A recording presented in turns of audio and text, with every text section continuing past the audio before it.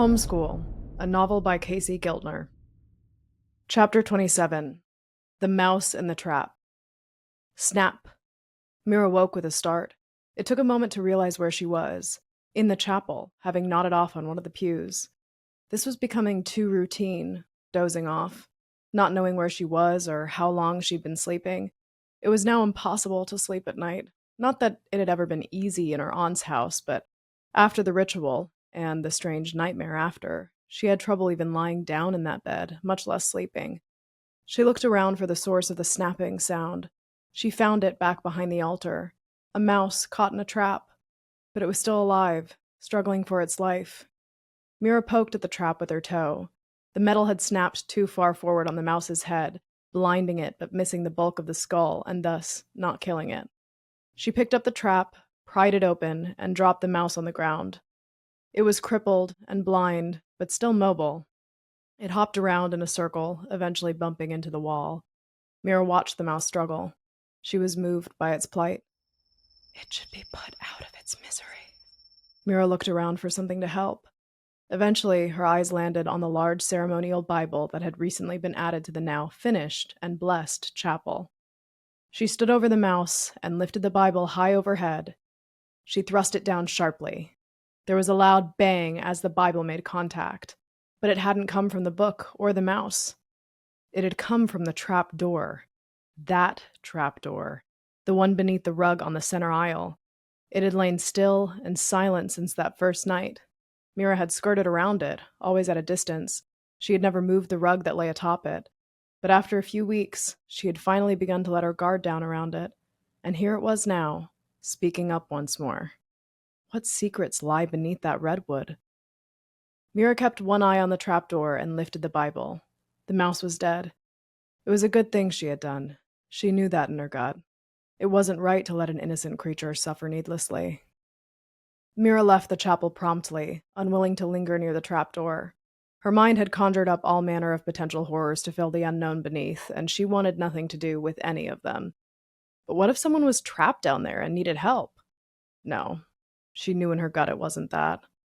When she walked outside, she found people waiting, standing hesitantly outside her aunt's house, sulking in the passage between the house and the chapel, were 3 people. Women, upon closer inspection. They were haggard, their hair knotty and unkempt. Her first thought was that they were homeless, but as she looked closer, she realized these were travelers. Each wore a dirty poncho and carried a large canvas travel pack. They looked as if they'd come a long distance. One of the 3 appeared to be deathly ill.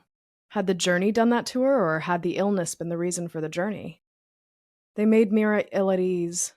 She tried to reverse course back into the relative safety of the chapel, but the chapel door chose that moment to swing shut behind her. Her back collided with the oak, and the brass knockers sounded, drawing the attention of the 3 haggard women. Their eyes grew collectively wide at the sight of Mira. "Can I help you?" Mira dared to ask. They didn't respond. A murmur passed between the 3 of them. Their eyes never left her. Mira's fight-or-flight instincts were spiking. She felt for the door handle, her back pressed against the door, certain she too could not look away, even momentarily, lest they attack. "Are you here to see my aunt?" The lead one took one half step down the path toward Mira. Her hands began speaking before her mouth did. She tried to formulate words. It was clear English was not her first language, and Mira didn't understand what words did make it out. "Look," Mira interrupted. "She's in the house. I'll go get her." "Are you Mira?" Mira stopped. "How did you know my name?" The other 2 held back deferentially, almost afraid, but the lead one stepped closer, hands outstretched. She indicated her ailing partner. "She is sick. Dying. Please." The woman trailed off, gazing deep into Mira's eyes. All 3 seemed entranced, mesmerized by her. Mira couldn't handle it any longer. She slipped around them and made for the house. "Wait!" the woman yelled. They pursued Mira across the lawn. She broke into a run, bounded up the front steps, ripped the door open, and squirmed inside. She heard their footsteps thundering behind her. She slammed the door and flipped the lock. Mira was breathless. She peeked through the stained glass window. All 3 women had fallen to their knees. Even through the door, she could hear them muttering wildly some sort of foreign prayer. Sit laus Deo, salvator tus venit, sit laus Deo, salvator tus venit. Mira backed away from the door. She was beyond disturbed. Without thinking, she called for help. Aunt Vivian? Aunt Vivian? What is it? Her aunt's voice came from close by in the adjacent living room. Her aunt was sitting in her favorite high-backed armchair. Her dress was hiked up. Her feet sat in a basin. Mrs. Mastroianni kneeled in front of her, washing her feet with a soft cloth. It was servile. She made careful, measured strokes in the most dutiful of manners. Mira blew past the ungainly sight. There was no way to tiptoe around it, so she stated the obvious. There are some crazy women at the door. It's not polite to call people crazy, Mira. Sorry. In what way are they crazy? In every way. Skeptical, Vivian stood, setting her feet down outside the basin. Mrs. Mastroianni dutifully dried her feet without prompting. Vivian walked past Mira to the front door. Mira's natural curiosity called her closer, but she had no desire to encounter the women again. She kept her distance, attempting to listen in on the conversation from the hall. Something grabbed at her hand. She glanced over and found Mrs. Mastroianni standing right next to her, holding her hand, smiling lustfully. May I wash your feet, dear? What? Mira said, startled. Before she could answer properly, Mrs. Mastroianni was already guiding her into the high-backed armchair and placing her feet in the basin. I don't need my feet washed, Mira stated firmly. But Mrs. Mastroianni plowed ahead. She whisked Mira's shoes off and wrung the cloth out over Mira's foot. Mira cringed, unable to stand the touch of Mrs. Mastroianni's old, wrinkled hands on her sensitive skin. And with the dirty water she knew had just seconds earlier played host to her aunt's feet. The old woman scrubbed dutifully, with great care, almost sensually. Mira felt herself growing nauseous. Just what does she think she's trying to wash away? The voice in her head chimed in. I said I don't need it. Mira pulled away, forcefully, knocking the basin over, spilling the water across the floor. Mrs. Mastroianni's eyes widened in horror. She flew into a panic, wiping up the spill. For some reason, she was mortified. Mira couldn't understand the overreaction. It was just a little water. It's not about the water. She seeks your approval. So it was Mira's rejection that caused the reaction? Intuitively, she realized it wasn't Mira's dirt Mrs. Mastroianni was trying to wash away, but her own. I'm sorry, Mira said. Mrs. Mastroianni did her best to put on a brave face and smile, but she was visibly devastated. No, that's fine, dear. I'm sorry. You know best, after all. That was a weird way to put it, Mira thought, but she didn't think about it for more than a moment. She wanted to know what was happening outside with her aunt and the women.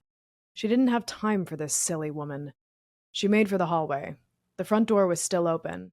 Vivian was standing in front of the haggard women. All three were bent down on their knees, kissing Vivian's feet. Thank God she just had her feet washed, was Mira's first thought. Her second and third thoughts were again of revulsion and confusion. The supposedly ill woman looked up at Vivian reverently, still muttering her little mantra. Sit laus Deo, salvator tus venit. Vivian placed her hand on the sick woman's forehead, as if she were blessing her, and repeated the strange words back to the woman. Sit laus Deo, salvator tus venit. She turned, and then caught Mira watching. Mira, would you come here for a moment? Vivian inquired. Mira didn't see what choice she had in the matter, so she obliged. She edged to the doorframe, stopping just inside the house and keeping at least a partial wall between her and these strange travelers. These are old friends of mine. They've come a long way. Okay, Mira said. So what? Vivian gave her a bold stare, preparing to ask a question she knew Mira wouldn't take kindly to. Would you just bring me your hand? She plucked Mira's hand with hers and stretched it forward, Mira bumbling along with it, reaching for the sickly woman kneeling before her. Mira jerked away, but Vivian held her firm. What are you doing? Just indulge me, Vivian responded cryptically. She pressed Mira's hand against the sickly woman's forehead. Hold your hand here. No. Please, I don't want to. Mira! Her eyes impressed on Mira the importance of this act. Don't fight me on this, they seemed to be saying. Mira let her arm go slack. The sickly woman gazed up at Mira. There were tears in her feeble, bloodshot eyes. Her lips quivered. She may have even been mumbling something silently. Her breathing was near panic in its fervor. "Now, repeat after me. I'm not doing this. Repeat after me," Vivian said firmly. "I will make the shadow cast by the sun go back the 10 steps it has gone down on the stairway. I will make the shadow. I will make the shadow cast by the sun go back the 10 steps it has gone down on the stairway." Vivian repeated the whole phrase, refusing to shorten it into pieces for her. "I will make the shadow cast by the sun go back. I will make the shadow cast by the sun go back the 10 steps it has gone down on the stairway," Vivian repeated a third time. "I will make the shadow cast by the sun go back the 10 steps it has gone down on the stairway." Mira finally stammered out the full thing. "Amen." Vivian let go of Mira's hand. Mira immediately pulled it back. The sickly woman groaned and fell to her side. She began to twitch in either agony or ecstasy. Her two haggard companions lowered their heads and bowed penitently, hands on the floor. "Go now," Vivian told them, "and may his prophecy be fulfilled." Mira knew what came next. Even in broken English, it was clear. "We will share in the fruits of his works." Interlude. The for sale sign was there in the front lawn on Monday morning. John and Nancy Ferris, the couple who had lived in the house, were already gone. Their things were out too. The Ferris household had been a New Hope establishment for 4 decades. John had been a union leader and foreman before the plant shuttered. Nancy had taught kindergarten. They took over the used bookstore on Main Street in retirement. Not to make any money, but as a hobby and a service to the community. They were warm, always willing to watch your kids last minute. They were stalwart fans of the local high school. They sat first row at every football game. They hosted an annual Christmas party. They gave out the largest candy bars on Halloween. They were strong Catholics, church every Sunday, tithing their full 10%. So the for sale sign was confusing for most of those in New Hope. Father Jim, the local priest for 8 years, had stopped by to check on them, seeing as they had missed Sunday Mass for the first time in over a decade. He was surprised to find the for sale sign, and even more surprised to find the house was empty. The door had been left unlocked. Their things were gone. There was no sign of either John or Nancy. He spoke to the neighbors. No one had seen a moving van. No one had seen them go. No one knew where they had gone. No one had heard from them. It was not like them, everyone agreed, to just up and do anything out of the routine. It was only later that Father Jim realized he didn't recognize any of the neighbors.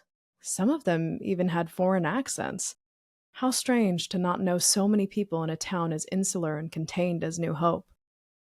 Well, there was one neighbor he knew, but he had intentionally skipped her door. Ever since her break from the church, he had avoided her like a plague. The blow-up, right at the beginning of his service here in this diocese, had been something of a scandal. It had softened Jim's approach with the congregants, but steeled his resolve to succeed here. That woman had old-fashioned ideas and had been teaching outdated, concerning materials in the small groups. She had done it right out in the open, right under his nose. It poisoned the well against him with a number of congregants. Father Jim searched through the empty house. It had been stripped clean. He found a freshly dug grave in the backyard dedicated to a house cat named Peppers. Now he was concerned. Had something happened to them?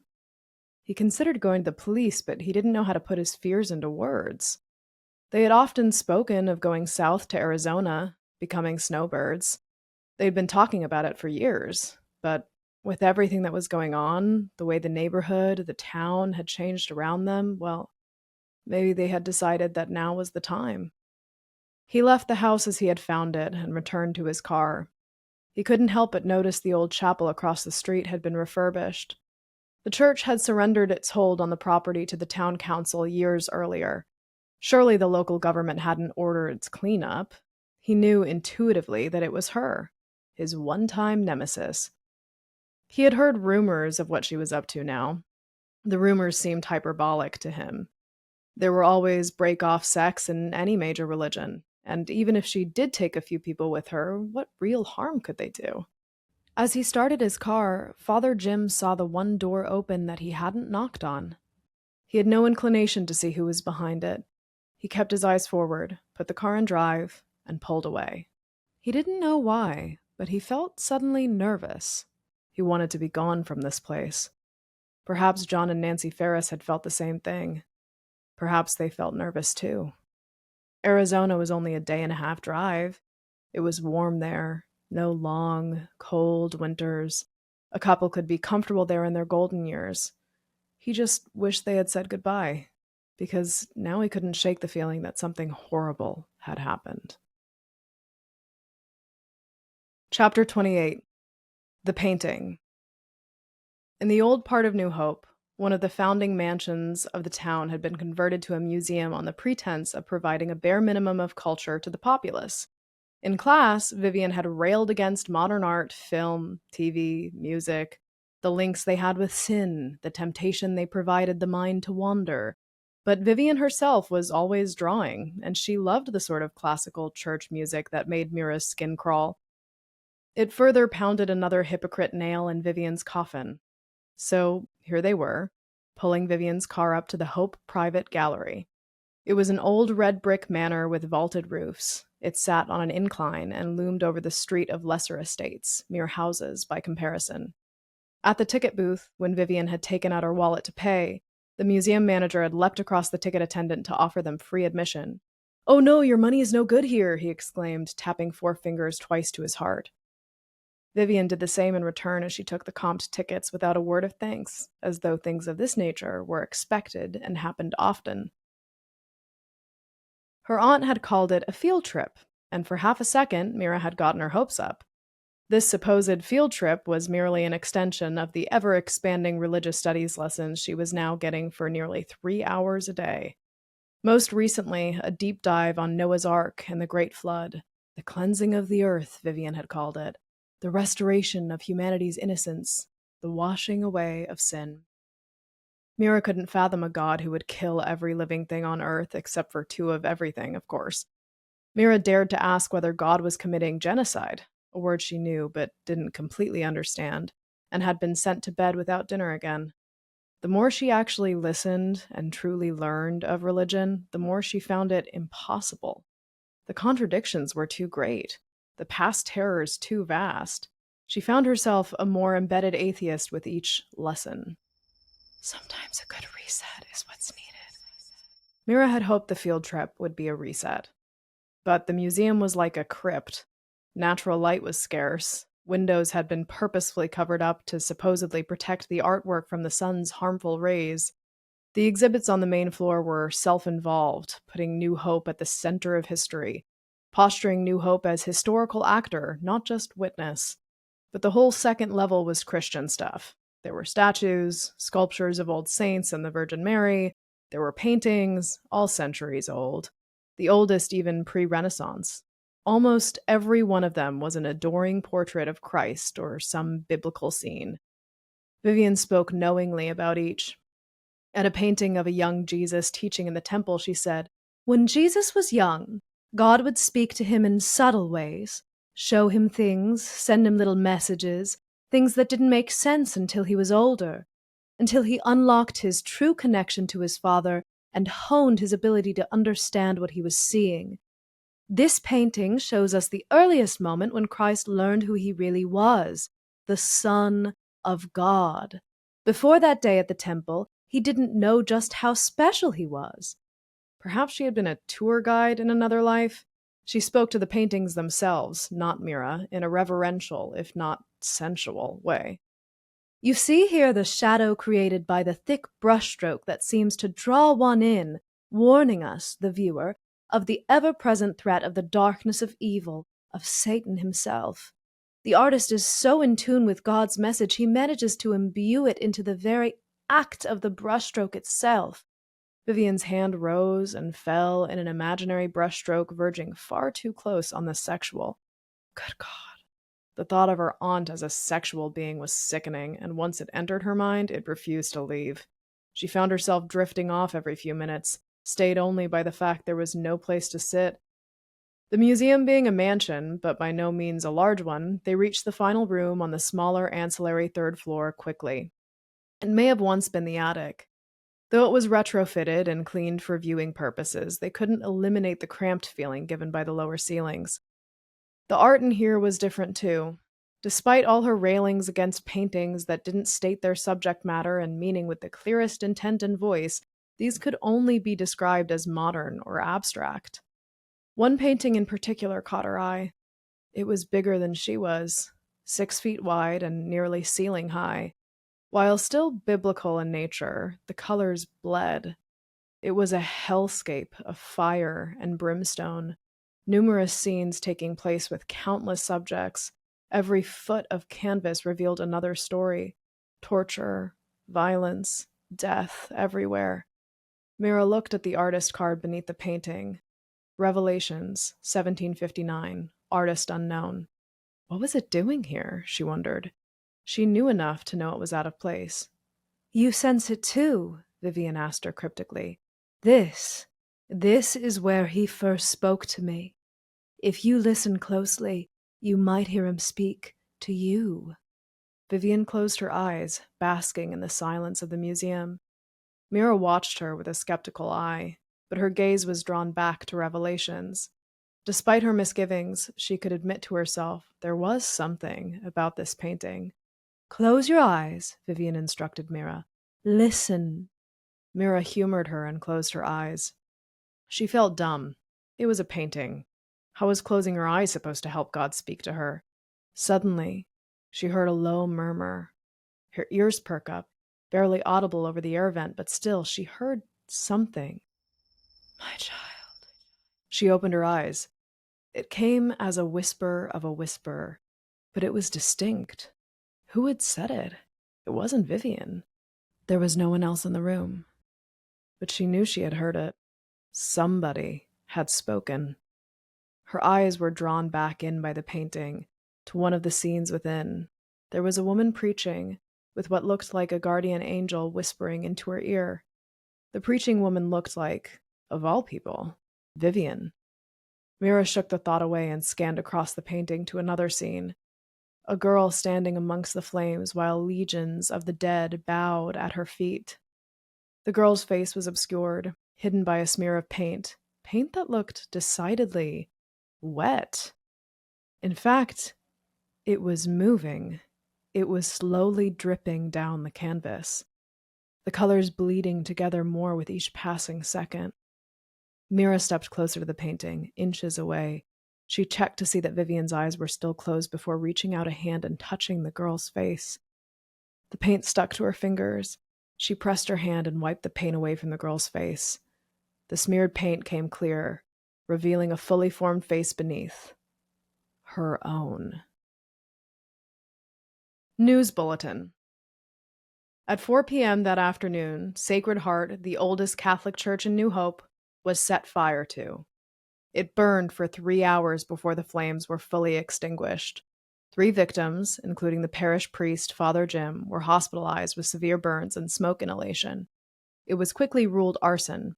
No perpetrators were apprehended. Chapter 29. Cult. That night, as was now commonplace, Mira could not sleep. Anytime she felt close, the little voice went off in her head like an alarm bell. What are you doing?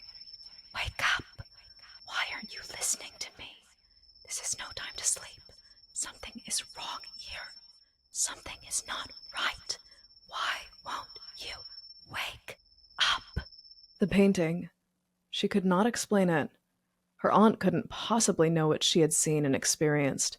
Yet upon leaving the museum, she wore a smirk of triumph, and it remained for the rest of the day. Mira wondered what newfound thoughts lingered behind that primly manicured brow, but her aunt remained an enigma, revealing nothing, obfuscating everything. Mira stared wistfully out her bedroom window. The moon was bright, the night inviting. The temptation to sneak out again was too great to bear. The way things were mounting up, she needed to talk to someone. It was worth the risk. Just as she had the first time, she went out the window, this time tying a bedsheet to the window to aid her re-entry with the slope of the roof and the unsteady trestle. She had dared to hope, even at this dark hour, she'd find Tavia rolling back and forth across the skate park. But the concrete paradise was empty. Nothing but littered pop cans and cigarette butts haunted the gray ramps. Mira hoisted herself atop the quarter pipe. She sat and picked at the dried paint on her fingers, processing everything. She wished Tavia had been here. Heck, she'd have settled for JJ or even Truck. She was desperate for an interaction with someone her own age, even a bad one. A voice called from behind her. "It works a lot better if you got wheels." Mira looked around. Tavia was standing on the other side of the chain link fence, skateboard under her arm. She'd torn the sleeves off her shirt. There was a large bruise on one of her arms. She was out of breath and looked as though she'd been roaming the streets all night. "You're here," Mira smiled. Her prayers were answered. "On a night like this? Where else would I want to be?" They took turns on Tavia's board. Mira was a novice as far as skateboarding went, but she'd spent enough time on a snowboard to have the core balance to not completely embarrass herself. And after a couple of hours, she could roll up and down a half pipe with relative competence. Mira was so happy she nearly forgot her troubles. For a brief spell, she let herself be free of her situation and merely existed in the moment. The grind of the skateboard wheels over pavement felt so good beneath her. The breeze whisking against her face, the flow of momentum, and the fleeting feeling of losing control before securing it once more. It was euphoric. But in a second, it was gone. The pain came crashing back like a wave. She was suddenly beneath the surface. She couldn't breathe. She stared waywardly into the ether, overwhelmed by a bleak and enormous sadness. Tavia caught the drift of Mira's pained gaze. "You all right? What is it?" "I'm starting to think you were right." "About what?" "My aunt. I think it is a cult." "What makes you say that?" Mira explained in great detail everything that she'd seen and heard in the days since they'd met. The congregants, the ritual, the haggard women, the way they watched her. "They have hand signals and slogans, and these strange people keep showing up, asking for my aunt to bless them and stuff." Tavia listened, but she needed no convincing. "What kind of cult do you think it is?" "I don't know, but I think they're trying to brainwash me, to make me join. Maybe they're cannibals preparing you for a ritual sacrifice before they eat you. I'm serious. So am I. Gotta watch out around cannibals. My great uncle was one." "How do you know?" "Got hungry, tried to eat my great aunt." Mira didn't know if she was serious, but she had greater matters on the mind. "I'm starting to see things. Crazy things. I drank something at one of their rituals." "What did I tell you?" Tavia blurted, punching Mira on the arm. "It was probably human blood mixed with LSD and rat poison." Mira rubbed at her arm, though secretly she was thrilled. Her joy was short-lived. The park was suddenly invaded by a posse of teen boys, Leo, JJ, and Truck among them. They skated their way like a pack of wolves, swarming with collective ill intent. "Look who it is!" JJ whistled. The threesome broke off from the main pack and surrounded the girls. They appraised Mira disdainfully. Tavia waved them away. "Not now, guys, we're talking." But the boys showed no signs of leaving. "What about?" JJ asked. "It's private." "Free country," Leo said, jumping up on the quarter pipe next to them. "Come on, let's get out of here," Tavia said to Mira. They split one can of High Life and they think they're hot shit. "Yo, Tav, why are you hanging out with the homeschool chick? She doesn't even skate," JJ taunted. "There's more to life than skating, you twat." "Why do you put up with these guys?" Mira heard herself chiding. "Being surrounded by lame bitches makes me feel better about myself," Tavia smarmed. "Hey, don't think just because you're a girl we won't beat your ass, Tav," warned Leo. He leaned down over them, unsubtly flexing his little muscles beneath his cut-off shirt. Tavia jumped right on her feet and got right in his face. "Go ahead and try, little pussy," she taunted him. She was a foot shorter, but she didn't seem bothered in the least. In fact, the size disparity seemed to gin her up more. Leo hulked up his shoulders while his brain searched for a comeback. To the surprise of everyone, most of all herself, Mira stepped between them. "Don't threaten her." But the boys were less than cowed. "Or what? Gonna get your auntie to come fuck me up?" Leo spat. "Go blow a donkey, creepy little shit," JJ poked. "This is our skate park. You best walk the fuck out," Leo chimed in. "Nobody wants you here," JJ piled on. Mira's hand balled into a fist. They all knew what she was thinking. "Go ahead, you little dyke. Hit me. I know you want to," Leo dared her. Tavia came out of nowhere. She launched herself at Leo, fists flying, catching him off guard and pinning him down as he desperately tried to block her punches. Mira tried to intervene, but JJ was faster. He shoved her out of the way on his path to get to Tavia. She fell to the ground face first and heard the crack of bone as her nose bounced off the pavement. JJ tried to rip Tavia off Leo, but she could not be moved. She had wrapped her legs around his torso, holding his arm with one hand as she pummeled him in the ribs with the other. "Get off, you bitch!" Leo barked, only to receive an elbow to the face. Truck only now realized a fight had unfolded. He lazily took out his phone and began recording. JJ tugged at Tavia, but it was useless. He drove his knee into her back, finally prying her grip loose. He yanked her back, holding her in a half Nelson. "Hold her up for me," Leo commanded, gingerly climbing to his feet, trying not to let it show that he was near tears. The little sociopathic shit. JJ did as told. Tavia tried to jerk away, but Leo was coming at her, fist cocked. On the ground, Mira felt the blood gushing down her face. She felt at her nose. Bone, bent and cracked out of place. She felt a flurry of rage brewing, 1,000 things flying through her brain, clouding her clarity of thought until all she could feel was the anger and the injustice and the need to do something about it. They need to learn a lesson. Mira found her hands closing around Tavia's skateboard. She stood. The blood dripped from her chin. She took 3 steps and swung, cracking it through someone's head. Only when his body went plummeting off the quarter pipe did she realize it had been JJ. Tavia, now free, avoided the incoming punch from Leo, kicked him in the groin, and shoved him off the quarter pipe as well. "Holy shit, man, that chick just killed a dude!" someone yelled nearby. The rush of revenge faded. Clarity came rushing back to Mira. She found the skateboard in her hands, cracked down the spine from where the wood had met skull. Regret flooded her mind as Mira realized the crowd of teens had gathered closer to gape at the boy-girl extravaganza. Leo was doubled over, clutching at his groin. JJ lay unconscious on the ground. Truck stood by, phone in hand, continuing to record the mayhem. He zoomed in on Mira.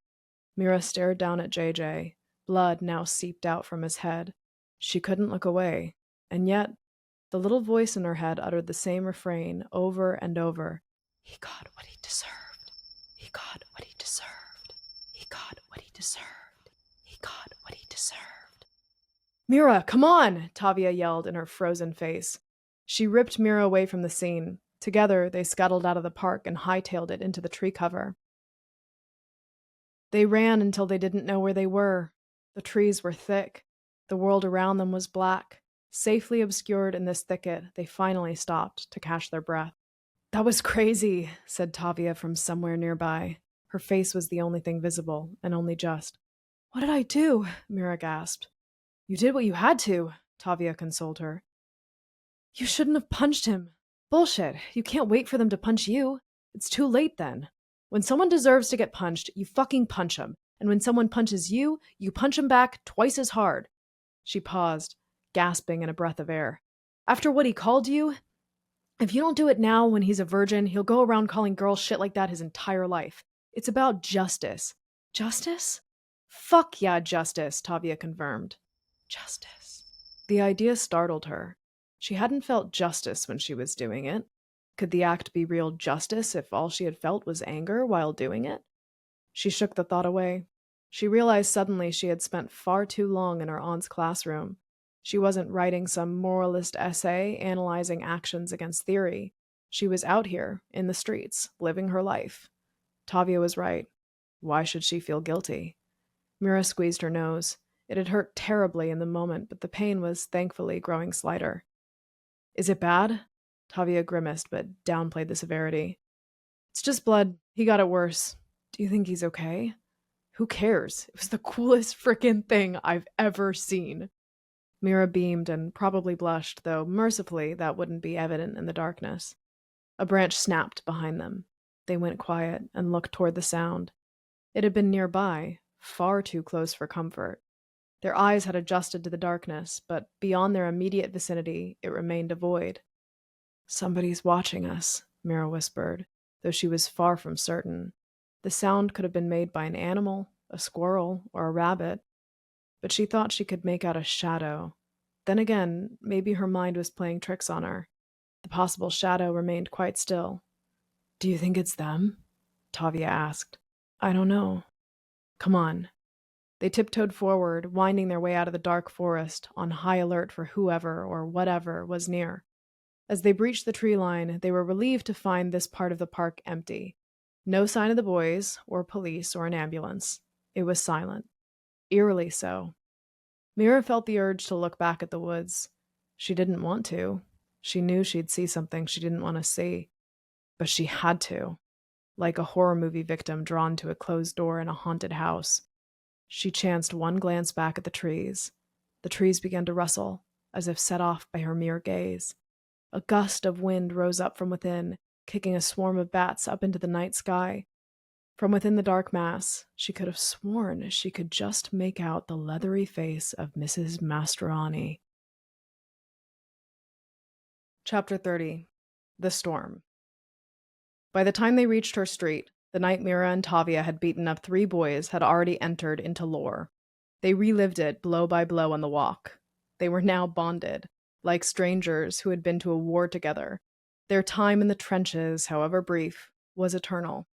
The storm came quickly and out of nowhere. Rain began to fall, and it did not let up. They parted ways with a shouted goodbye and a promise to meet again the following night. Mira ran the last few blocks. She knew something was wrong as soon as she arrived on her street. It must have been 3 in the morning, yet there were lights on in the house. Mira peered up at the bedroom window, wide open and flooding with rainwater.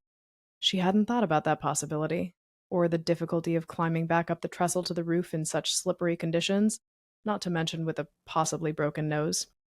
She knew it wasn't a question of whether she could make it up there or not. She had to go through the door, like it had been preordained. She tried the doorknob. Conspicuously, the door was unlocked.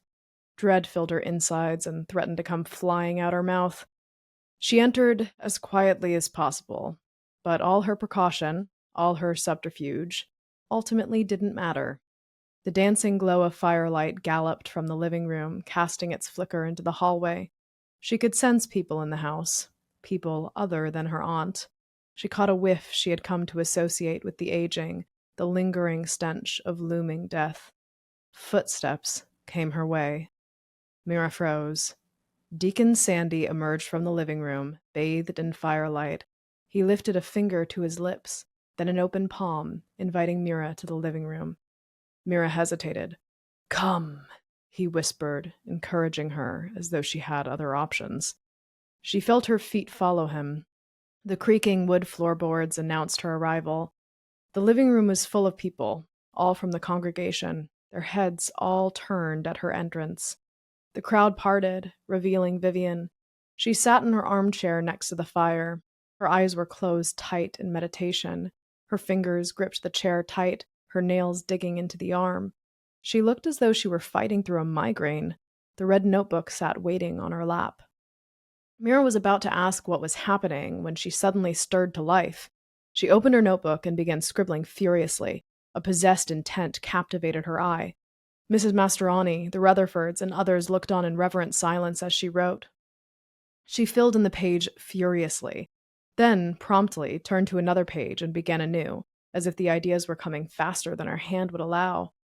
What was so interesting about this? Vivian filled some pages with words, some sketches, all of it pure subconscious flowing out onto her page. Mira wasn't close enough to see what they were or read any of the words. Even though she knew she was in trouble, Mira couldn't help but be curious. Was this some sort of performance art? None of it made any sense. Then, quite abruptly, Vivian stopped. She exhaled deeply, as if her soul had fully left her body. Her head drooped. She may have been unconscious. The crowd shuffled silently in that moment, a collective intake of breath. But no one moved, and no one spoke. They were waiting. "Let me see her," Vivian uttered without raising her head. As one, the congregants looked over to Mira. She was soaking wet, dripping water onto the hardwood. Vivian lifted her head now, soul returned. She closed the red notebook and handed it to Mrs. Mastroianni. The old woman guarded it tightly against her chest. "Step into the light," Vivian waved Mira forward. She took one step at a time into the living room. There was a gasp as the fire lit Mira's face, revealing her blood-soaked state and crooked nose. "What happened?" Vivian asked, innocent of tone. "I fell." "You fell? On your face?" It was technically true. She hadn't lied. Mira looked around at the fire-lit faces of the congregants. They were watching her. They were expecting something, noting every twitch of her face as though each breath was her last. Mira found Mrs. Mastroianni's face. The old woman wore a look that suggested superior knowledge. Mira was certain she had seen those eyes in the trees, spying. But why? Why were they spying on her? Why did they care if she went to the park? It was harmless, wasn't it? "They're obsessed. They'll never leave you alone. They want too much from you." Vivian took off her glasses calmly. The others glanced at her with anticipation. "Haven't you learned anything from our lessons? From the tenets? About lying? About violence? About respect? About disobedience?" Vivian stood and approached Mira. She pointed a bony finger at the blood on Mira's shirt. "Who did this to you?" Mira remained silent. "I love you, Mira, but you are truly trying my patience." "There were some boys," Mira admitted. "And the girl I explicitly forbid you to speak with?" Vivian said, reveling in her aura of superiority. Mira's eyes flashed. "They know everything already. Why are they asking?" "They were bullying her. I was standing up for her. Isn't that what your savior would have done?" Vivian's eyes lit up. "Jesus did not get in back alley brawls." "No, he turned the other cheek, just like me." She indicated her nose. The deacon bowed his head with a smirk. The Rutherfords whispered excitedly to each other. Vivian's eyes narrowed. "Don't think you can use scripture to talk your way out of this. You broke any number of rules and put yourself in a dangerous situation. Don't you understand we are trying to keep you safe?" Mira stared at her, absolutely bewildered. Safe from what? "There are people out there that would kill you where you stand if they had the chance. These boys are just the beginning. People will want to see you, be near you, touch you. It won't be safe for you. They won't be able to control themselves. We cannot let anything get in the way of—" She stopped herself mid-sentence, like someone who had said too much. Mira was alarmed. What did she mean by want to be near her, touch her? Vivian forced a smile and stepped closer, inspecting Mira's nose, resetting her tone.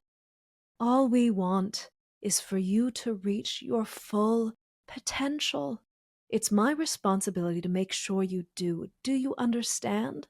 Vivian gave Mira's nose a squeeze. It popped itself back into place. Mira gasped and yanked away. Vivian sneered. "It's not broken, luckily, but it will hurt." The strange thing was that it no longer did. Chapter 31. Imprisoned. The bars were installed while Mira was in class. She had noticed the steady stream of craftsmen traipsing through the house, but Vivian had been sure to tell her to pay them no mind. They were just here to work on a home improvement project. It was an old house that needed constant upkeep. She should focus on the test in front of her. In between half-assed test answers, Mira's head slumped morosely. She could hear the saws and hammers at work upstairs. Their blistering noise leaked liberally through the floorboards overhead. Whatever they were doing it in her room. When the lesson ended, she bolted from class and ran up to her room. In her naivety, she hadn't truly considered what the construction could be. She traced the littered sawdust to the window. She pulled back the curtains. There were bars, thick and made of iron, running the length of her window, drilled into the wall on either end, barely enough room to fit a hand or wrist, let alone her body, gradually thinning though it was due to her restrictive diet and lack of sleep. She can't do this. Of course she can. And she did. The room was now a prison. Officially. No. It had always been a prison. She realized that now. There was just no more pretense. How had she been so blind? How did she not see the walls closing in until it was too late? How could she have been so trusting, so naive, so pathetic? The rules had been established anew, and this time They were clear. "Aunt Vivian?"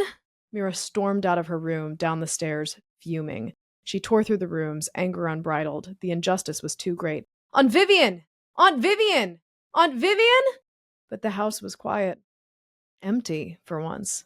She could count on one hand the number of times she had been left alone here for even 5 minutes. That she had to take advantage of the opportunity was the first thought that sprang to mind. She could walk right out the front door, and no one could stop her. There is more to be found inside than out. No, that would be the obvious thing to do. Vivian would expect that. Her minions would no doubt be waiting, watching, prepared to stop her. Mira had a better idea. She stalked to the one door in the house she had never entered, the one door that was always locked, the one door she had never tried to get inside. Her aunt's bedroom. Vivian would never expect for her to go inward instead of out. She pulled on the doorknob. As usual, it was locked. She yanked on it. She dug a pen cap into the old keyhole, trying to pick the lock, though she had no earthly idea how to do so. Finally, she threw the pen cap in frustration and gave the door a good kick. So much for that idea. She started to walk away down the hall when the door popped open, as if belatedly responding to her angry kick. Curious. She poked the door open and gazed inside, hesitant to enter. There wasn't much to see in Vivian's room. It was the same Spartan, puritanically stripped residence she had glimpsed through the keyhole. She glanced at the front door to make sure it was closed, then crept inside. What she saw stopped her.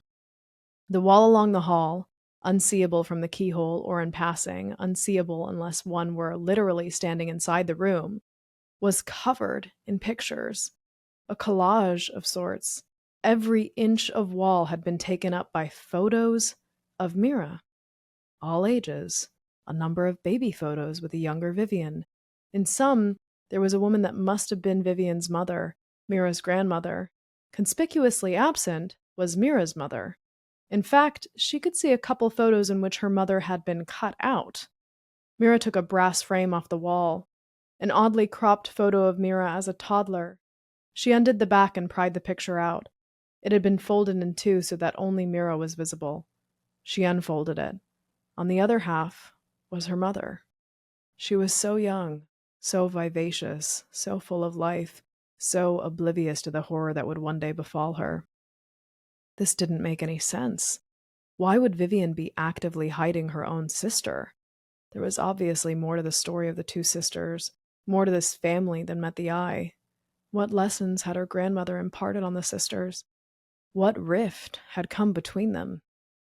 Mira ripped the photo in two, put the half with her mother into the back pocket of her pants, put the picture frame back together with the Mira half, and replaced it, just right, back in its proper place in the collage. The hour mark of the grandfather clock in the hall struck. She realized she was wasting precious time and resumed her search. The problem was she didn't know what she was looking for. All she had was an inclination, a feeling, an urge she needed to follow through. Trust your instincts. She pulled open dresser drawers and pilfered through her clothes. She pulled the storage boxes out from under the bed and gave them a once-over. She opened the closet and ran through the musty old clothes carefully hung. She pushed aside the clothing. A small niche was carved into the back of the wall. Within it, hanging on a hook, was an ornate key. Mira traced the tip with her finger. Could it be for the red trap door? The one in the chapel. She unhooked it and slipped it in her pocket. She put the clothing back in its normal place and shut the closet. She had looked everywhere, searched the whole room. She was about to leave when she saw something through the curtains of the four-poster bed. Where a pillow should be was instead an elegant oak chest, hiding in plain sight. She peeled back the curtains and climbed on the bed. She knelt in front of the oak chest. It was carved on top with a diamond crucifix and other unknown symbols on the side. She tilted it open. It was lined with black velvet and filled to the brim with her aunt's red leather notebooks. There were dozens of them, maybe even 100, as if she had been writing for years and years. Mira dug to the bottom. She took one of the oldest looking she could find, the leather worn and creased. But the inside provided only more questions. Her aunt's handwriting was shorthand, cursive, barely legible, and the pencil she had written with had nearly faded over time. She abandoned the old book and took a fresh one off the top. Vivian had, at some point, moved to ink. Her handwriting had grown more legible, more elegant. It was written in some foreign language. Mira knew a modicum of Spanish, but she didn't recognize any of whatever this script was. The only part that made any sense were the sketches. Some in the margins, some on full pages. There were crucifixes, animals, self-portraits of Vivian, and image after image of Mira. Mira studying, Mira writing, Mira walking, Mira running, Mira eating, Mira happy, Mira sad, Mira sleeping. Oh God, when had she watched her sleep? She turned back to the front page. Inside the front cover, Vivian had written a title. There was one word she recognized. In Libro de Mira, 87. She turned the page and scanned the text. There she was again. Mira. Another page. Mira. She kept flipping pages. Her name was on every single page, often multiple times. She reopened the old notebook. She ran her finger down the faded text. Sure enough, she could just barely make out her own name. Over and over and over. It was worse than she thought. The sound of a car pulling up outside broke her from her stupefied horror. She grabbed 2 more notebooks, tucked them inside her sweater, stuffed the rest back in the chest, threw the chest on the bed, closed the curtains, hurried out of the room. She was about to close the door when she realized there was no way to relock it. Hoping for the best, she closed the door as hard as she could and ran for the kitchen just as the deadbolt unlocked and the front door opened. Chapter 32.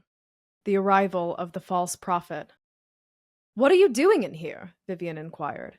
There was no longer any pretense of politeness in her voice. Vivian was in charge, and if Mira didn't like it, well, she'd just have to suck it up and deal with it. She made no mention of where she had gone or what she had been up to. She had whisked into the house and immediately clocked Mira's presence. Mira was doing her best to play it cool, pretending to browse the kitchen pantry, though she knew it to be a barren land occupied only by canned goods and stale bread. The key was precariously hidden in her sweater. The notebooks were stuffed into her back waistband. "I'm hungry," she retorted, letting the sarcasm slide in naturally, which, to that point, she had been making an effort to control. "You feed me poison." Vivian eyed her up. She was suspicious, but thankfully for Mira, she didn't know what to look for. Feeling off kilter, she resorted to her now go-to maneuver. Whenever doubt crept in about the power dynamic, she simply said, "It's time for class." "It's 8 p.m., Mira protested. "Yesterday you were so eager to stay up all hours of the night. I'm only trying to give you what you want," Vivian said, no hint of irony in her voice. Mira bunched her sweater, careful to keep the loose key wrapped up tight, and made the long death row walk to the gallows that were her aunt's classroom. Tap, tap, tap. "And I saw an angel standing in the sun, who cried in a loud voice to all the birds flying in midair, 'Come, gather together for the great supper of God, so that you may eat the flesh of kings, generals, and the mighty, of horses and their riders, and the flesh of all people, free and slave, great and small.'" The Book of Revelation was written on the blackboard. Vivian paced the width of the classroom. She read with extreme attention to detail. She emphasized each syllable, each letter, each comma. "Then I saw the beast and the kings of the earth and their armies gathered together to wage war against the rider on the horse and his army." "Would you please stop tapping your foot?" Vivian barked suddenly. Mira pushed a hand down on her leg, physically stopping the relentless tapping of her foot. A nervous tick. She couldn't help but fidget. The key was still hidden in her sweater, the notebook still stuffed into her back waistband. "Sorry," she said without conviction. "I'll read it again," Vivian said, her annoyance evident. And she did, beginning the whole verse anew. "And I saw an angel standing in the sun," but Mira couldn't stop fidgeting. Within seconds, she resumed unconsciously tapping her foot as Vivian recited the Bible verse. Tap, tap, tap, tap, tap. "But the beast was captured, and with it the false prophet who had performed the signs on its behalf. With these signs he had deluded those who had received the mark of the beast and worshipped its image. The 2 of them were thrown alive into the fiery lake of burning sulfur. The rest were killed with the sword coming out of the mouth of the rider on the horse, and all the birds gorged themselves on their flesh. Mira hardly heard the words. Something about a beast and an army and a burning lake and a rider on a horse and eating flesh. Despite the uptake in the amount of blood and mayhem in the subject matter, something that might interest any number of 14-year-olds, she still couldn't be bothered. Her aunt had a way of sapping the potential fun out of every subject. She would have to pore back over this text for homework anyway. There seemed no need to listen now. Vivian had stopped talking. She was staring at Mira, expectantly. Mira stopped her tapping foot and sat up straight. Vivian tried to smile and continue on with her lesson. In this passage, John gave us a hint about the second coming, a new Messiah that would bring about the fullness of God's reign and the salvation of mankind. Tap, tap, tap, tap, tap. Mira's attention had nodded off again. She fingered the key in her sweater, desperate to know what it unlocked, wondering when she would next have a chance to try it out. The enemies of God would be struck down, and only the truly worthy and penitent would ascend with them into heaven. Mira! Mira stopped tapping. Vivian turned away, patience lost. She dug into her purse and turned back around with a lit cigarette. She was smoking more recently. She was 4 drags deep before she spoke again. Listen to me very carefully. We are talking about the judgment of all humanity, the apocalypse, the second coming. Is that boring to you? You really believe this stuff? Mira dared ask. Of course I do, replied Vivian as calmly as possible. And it's important that you believe it too. Why can't I have my own beliefs? You don't have any of your own beliefs. Exactly. Why can't I just believe in nothing? Why do I have to believe what you do? Because what I believe is the truth. According to you. According to God, Mira. Your God, not mine. Vivian looked stricken. She polished off her cigarette and reached immediately for another. She practically shook. I knew my sister was a black sheep, but I didn't realize how much damage she'd done. You think I'm damaged? No, Mira, Vivian said, pained, eyes closed as if overcome with a migraine. But you have been led to believe things that have caused you to behave in ways that go against your nature. My nature? You are inherently good, Mira, but you need to be taught the right things by the right person, or you could be led astray. And you're the right person. Yes. I know what you're trying to do, Mira taunted her. What am I trying to do? Vivian asked. I know what you're trying to do, Mira repeated. It's not going to work. Enough! Vivian slammed the desk. The whole room shook. Mira jumped in her seat. The key slipped from her sweater's grasp. It clinked onto the ground a few feet away. In her furor, somehow, impossibly, Vivian hadn't noticed. Her back was half turned. Her eyes were shut in a pained expression, beset by migraine. Moving slowly, giving Vivian no reason to turn around, Mira tried to reach the key with her foot.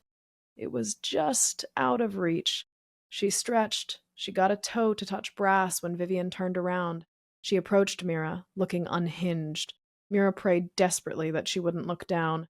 She didn't know what this key was or did, but damn it if she was going to surrender a single advantage in her current situation. But Vivian only had eyes for Mira. Believe me when I tell you, everything I am teaching you is important.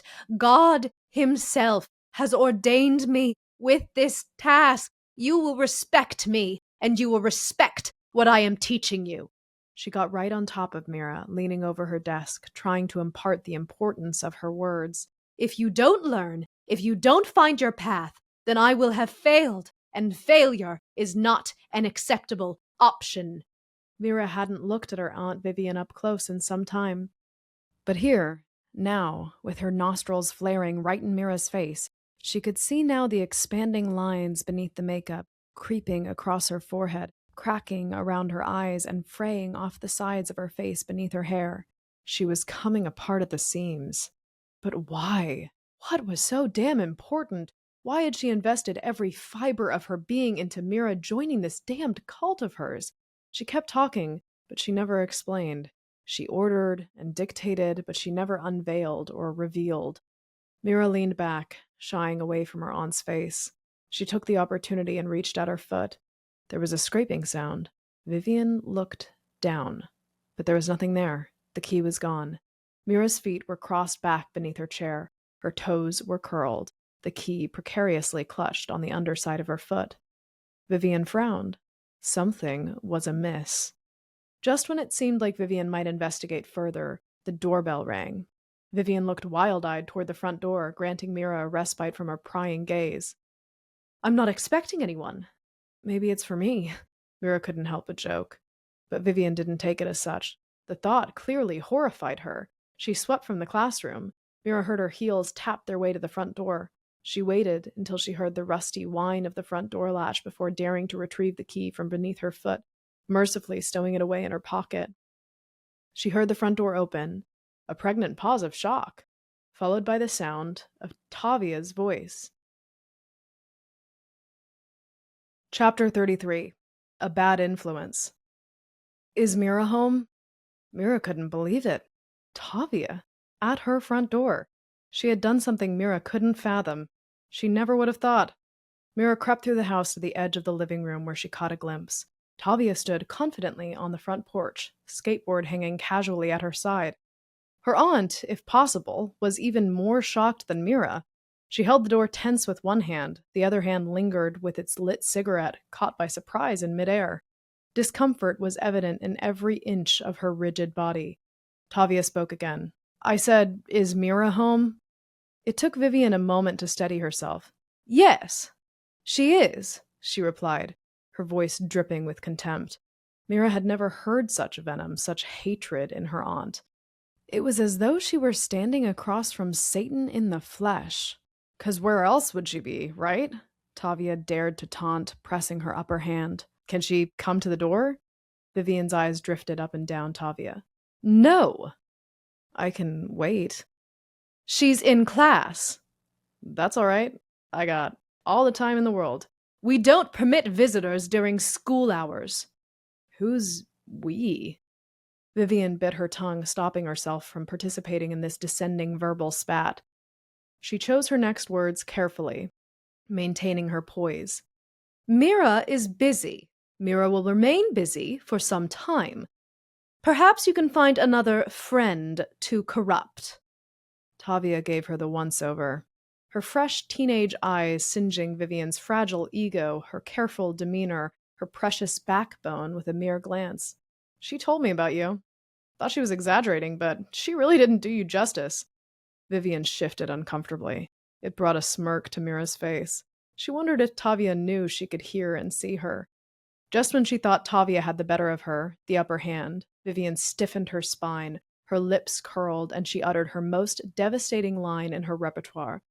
"Well, it's a good thing no one cares what you think, and no one ever will. And really, I doubt anyone ever has." Even Tavia, with her protective, sarcastic sheen, couldn't help but be wounded by so cutting a remark, delivered so wickedly. Vivian smirked her smug little smirk and began to close the door. "You're killing her, you know," Tavia called, throwing one last Hail Mary taunt before the door could close. Vivian stopped short, let the door drift back open. "What did you say to me?" Tavia indicated the cigarette. "Smoking those around her all day? You'll kill her. And yourself." Aunt Vivian stepped across the threshold toward Tavia. "How dare you tell me how to raise my daughter?" "She's not your daughter." Vivian slapped her. Tavia's face jerked sideways. Vivian's hand held in midair where she'd made contact. Mira was stunned, frozen, rooted to the spot in shock. Did that really just happen? Had her aunt just assaulted a teenager, a child, her friend? It had happened so fast, so suddenly. Tavia too seemed stunned, or at least unsure how to process it. Her head was turned sideways, contemplating the act, adjusting her jaw back and forth, feeling the full weight of the fickle gesture.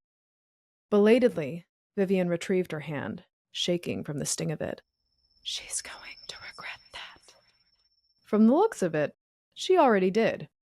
She stammered for something to say that would cover for the act that had just transpired. Instead, Tavia swung her head back toward Vivian with a mischievous grin. "You really shouldn't have done that." She took an intimidating step toward Vivian to even the score. Vivian recoiled, looking at Tavia's outstretched hands like weapons. She reacted quick, slamming the door shut, right in Tavia's face. Both Vivian and Mira watched the doorknob, waiting for it to turn, for the door to burst open, and for Tavia to come rushing through to rescue Mira. But it didn't. No one was coming to save her. You have to save yourself. Breathless, shaken, Vivian turned into the house. She saw Mira and knew she had seen it all. In that moment, her world crumbled. All pretense fell away. Her authority, her uncontested reign, was at an end. Mira! Mira stormed past her. She ripped open the door. She was leaving. There was no stopping her. Vivian pushed the door shut, tried to barricade her body against it. No! You are not going out there! She will ruin everything! You can't stop me! Mira wrenched the door with all her might against the full weight of her aunt as Vivian tried with her entire being to keep it pressed shut. Pressure built until the frame could take no more. The window shattered. No, it didn't just shatter. It exploded. The decorative stained glass blew outward unnaturally into the house, raining shards over both of them. Mira ducked away, a moment too late. She felt the glass bouncing off her skin but missed the brunt of the damage. Once the falling glass had stopped, she lifted her head to assess the damage. The door was completely blown out. Every inch of glass was gone from both it and the small decorative panes on the sides of the door frame. Vivian was in shock. She hadn't ducked or protected herself. There hadn't been time. Blood dripped down her face. Her skin was speckled with color, glittering with stained glass fragments. She simply stared at the vacant window in disbelief. Not knowing when she would get another, Mira took her chance and ran out the door. Homeschool is brought to you by Wonder Peak Media. Written by Casey Giltner. Homeschool was read by me, Zoe Reed. Produced by Ava Provolo. Edited by Reed Barron. Music by Young Jun Kim. Artwork by Kim Jacobson.